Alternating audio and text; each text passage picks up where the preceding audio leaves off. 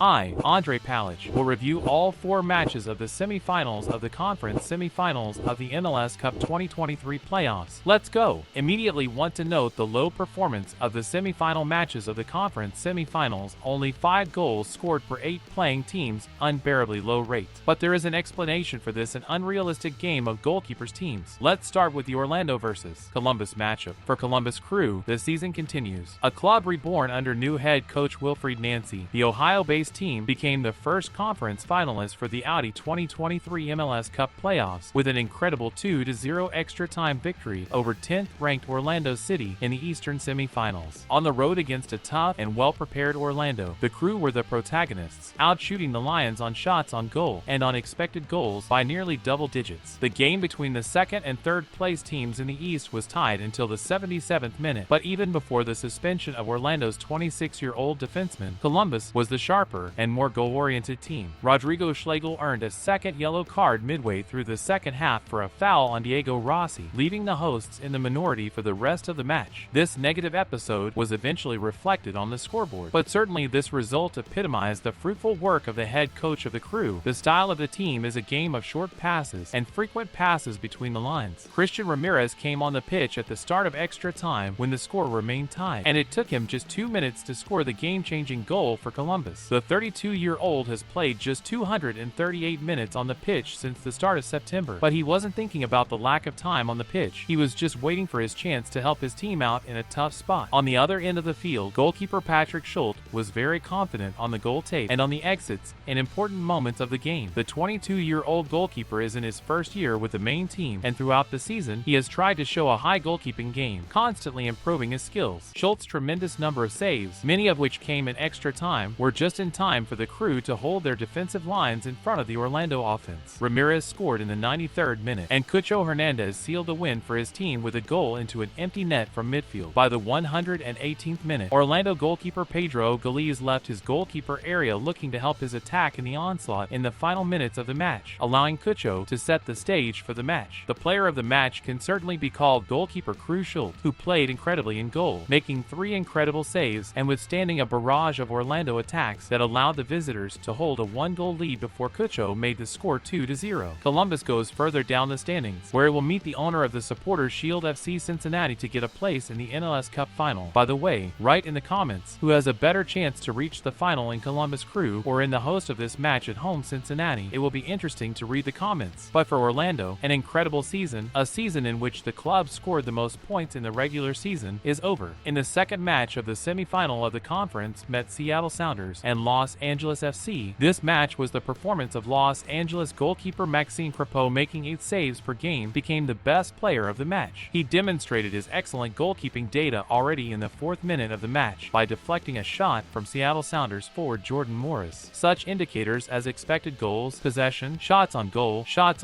number of corners, number of passes, successful passes, tackles, number of attacks, number of dangerous attacks, successful crosses, successful dribbling, won the fight in the air, all on the side of Seattle Sounders, but Los Angeles won. All because the goalkeeper Maxime Crepeau shone, and also showed his high scorer Dennis Bonga, who scored his 30th goal of the season, who needs an average of 105 minutes for productive action this season. Just 30th goal scored in the 30th minute of the match. Landed on a yellow card in the 40th minute for Seattle midfielder Joshua Atencio was star Italian defender Giorgio Chiellini. In the 57th minute came out for his farewell match, as we would later learn club legend Lodero, who played for the club for 8 years from 2016. During the whole match, referee Uncle showed 6 warnings, 3 of which were shown to Seattle players until the 66th minute, and then only Los Angeles FC players received yellow cards. Yimar Gomez got an incredible moment in the 76th minute of the match, but only the defender lacked the skill to score the ball from the goalkeeper's line. Then there were 2 incredible saves Crepeau from what all the players and fans Sounders took for head. Well, and of course Lady Fortune was not on the side of Seattle, because Albert Brusnak hit the crossbar in the 94th minute of the game. Write in the comments which of the chances created by Seattle Sounders was closer to a goal. The third semifinal match took place in Houston, where Sporting Kansas City came to visit Dynamo. Most of the first half was boring, with exchanging attacks on each other's goal. There was equality in shots on goal, but only Houston Dynamo needed 11 shots, and the ball was possessed more by the hosts. The turning point in the Western Conference semifinals came in the 39th minute when Houston defender Franco Escobar headed a powerful header off of Hector a Herrera corner kick that had the Shell Energy Stadium crowd exploding. Sporting almost got back on track in the 41st minute, but Salih Daniel's shot was lightning blocked by Svyatchenko. We could argue for a long time that the head referee did not pay attention to the fact that the defender may have hit the ball in his hand, but it is too late to argue about it. The second half passed under the slogan of need to get back at any cost from Sporting Kansas City, but it was not possible to fully impose the struggle to the team from Houston. Not even one goal on the XG indicator. Possession of the ball less. A shot in the goal was only one. In the 69th minute, Hungarian also had an opportunity to score, but goalkeeper Steve Clark deflected the shot after a Russell shot. The game was not turned around, and the score remained 1-0 until the end of the game. Houston Dynamo continues to claim their second trophy of the 2023 campaign, having won the U.S. Open Cup title in late September against Inter Miami. Since the arrival of new head coach Benjamin Olsen to the team, the squad has been very much revitalized. 17 new players have been signed. The players have quickly found an understanding and are showing it on the pitch. This result was a real defeat for Sporting Kansas City, a team that had been the best team in the West since May, but unfortunately could not continue their winning march in the Cup after beating Lewis City, the team that finished first in their conference in the regular season. The player of the match was undoubtedly Hector Herrera. As is so often the case, Houston's game flowed through Herrera. The Mexican star gave the game-winning assist and was also instrumental for his team both offensively and defensively. Be sure to give this video a like. It will help my budding channel in promotion. Jim Curtin's team fought until the very last minute of the game, but lost 1-0 to Cincinnati in the Eastern Conference Semifinals. Dry figures for the game: possessed the ball more Cincinnati, percent of successful passes are the same, 3 times more successful dribbling, won the fight in the air, the selection of the ball, and earned corners, all in favor of Cincinnati. For Philadelphia, total number of shots. According to the XG system, Philadelphia had a goal in this match, but they were unable to score. Unlike Cincinnati, who didn't even score that one goal, the XG is only 0.9. A clear advantage in the game was not in any of the teams of this meeting. The teams exchanged dangerous and not so dangerous moments, and that's why the score was tied until the last minutes. Extra time looked almost guaranteed, but in the 94th minute, Barreal, having received a short pass in the middle of the field from Acosta, sent the ball into the penalty area to Ian Murphy. The young defender crossed the ball to center back Yerson Mosquera, who scored the winning goal. The visitors, after conceding the goal, were stunned. They wondered why the goal was even defended. The head referee upheld the goal scored by a Cincinnati defender on loan from English club Wolverhampton Wanderers even after video review of the assistants of the match. The decision eliminated Philadelphia from the Audi 2023 MLS Cup playoffs. Noonan defeated his former Philadelphia boss Jim Curtin. Subscribe to my Instagram, there are a lot of interesting facts and news from the world of MLS. And go to my video where I guess the outcomes of the past matches. Just kidding, no.